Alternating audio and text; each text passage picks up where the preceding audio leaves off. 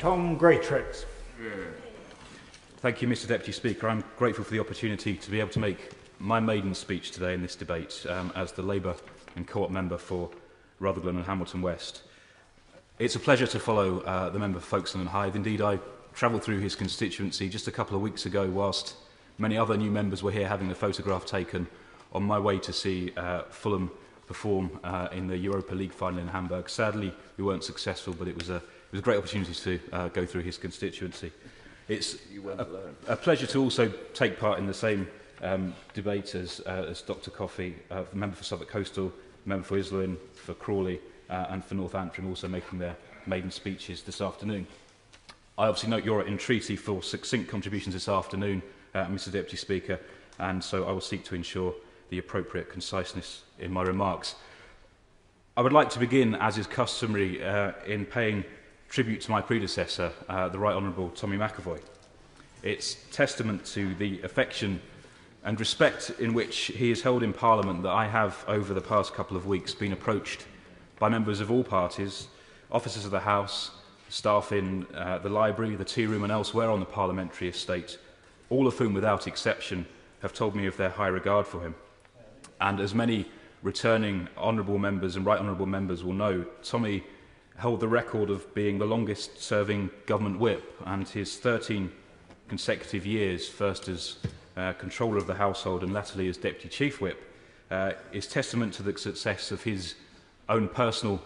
and very particular brand and mix of authority, subtlety and tactical acuity in helping this place run smoothly over very many years.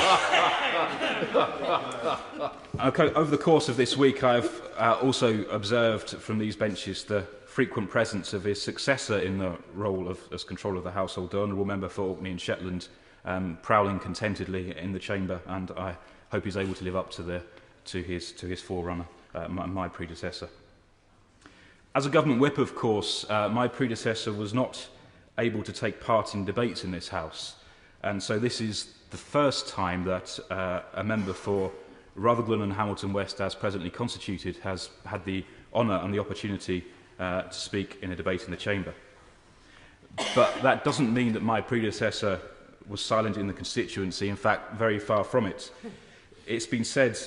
by many people that you always know what Tommy McAvoy is thinking because he tells you. And his robust defence of the interests of his constituents is renowned in Rutherglen and Hamilton West. And I know that it is one of his proud achievements that when he entered this House in 1987, he did so as the member for Glasgow Rutherglen. By the time he left, he had been instrumental in ensuring that the historic Royal Borough of Rutherglen had been able to re-establish its separate and distinct identity as part of South Lanarkshire and enabled the good people of Tory Glen to be represented by my honourable friend, the member for Glasgow South. Whereas Tommy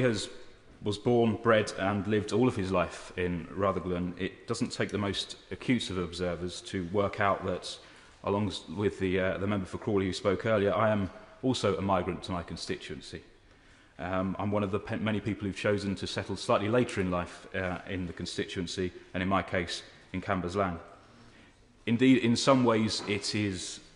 perhaps the responsibility or maybe the fault of the Right Honourable Member for Tonbridge and Morling that I'm here at all. His visit to my school in Tonbridge in the run-up to the 1992 general election inspired me to join the Labour Party in the People's Republic, of Tunbridge Wells, although I'm not sure that was quite his intent in speaking to a group of sixth formers in his constituency, but I am grateful to him nonetheless. It's particularly appropriate that I'm able to contribute in this debate, as my constituency has a long and proud association as part of the famous Lanarkshire coalfield. The legendary Mick of course, closely associated with Cambuslang, Scotland's largest village, where I and my family are privileged to live. And in Blantyre, we are fortunate to have, thanks to the efforts of South Lanarkshire Council, the people of Blantyre and many other local agencies, one of the most successful reinstated and revitalised miners' welfare facilities, serving the very heart of an historic and proud community. And I look forward to welcoming my honourable friend, the member for Midlothian, to sample the unique hospitality of the Blantyre miners' welfare next weekend. The communities which make up Rutherglen and Hamilton West are proud and principled places, with a strong and enduring sense of community and a welcoming and hospitable outlook.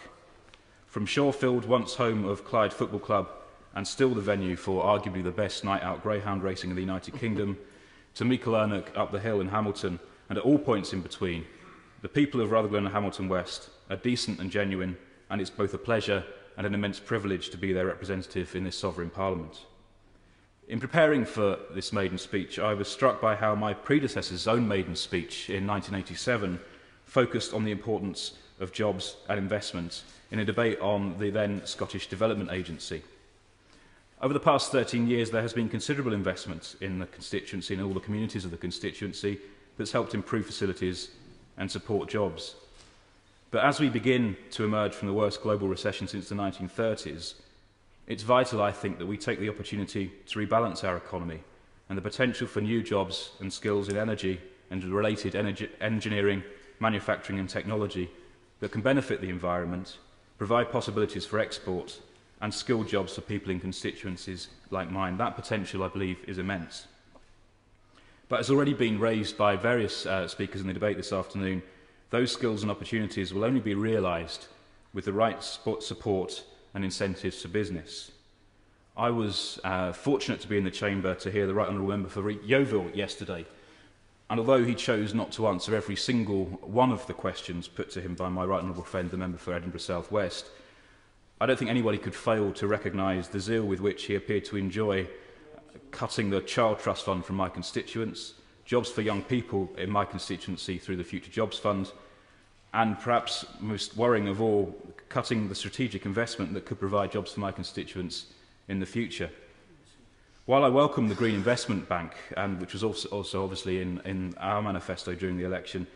it is a matter of real concern that £34 million of the cuts in the DEC budget seem to be from business support schemes, which would help start off some of the work we need to do in improving the way in which we produce energy. And of course, the biz departmental cuts, which seem to be endangering regional development agencies, and the consequential funding there are for the equivalent bodies in Scotland, Wales and Northern Ireland. And without wishing to be overly controversial,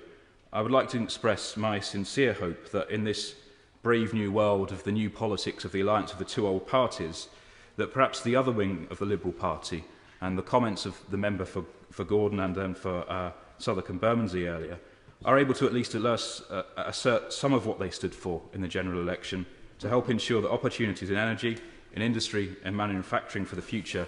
are not lost in the rush and enthusiasm of the other faction of the Liberal Party to adopt what I think is a dangerous, short-termist and unenlightened policy. I'm grateful to the House for extending me the courtesy of my maiden speech being heard in silence. And as my right honourable friend for Bolton South East said yesterday, while I don't expect to be heard in silence in the future,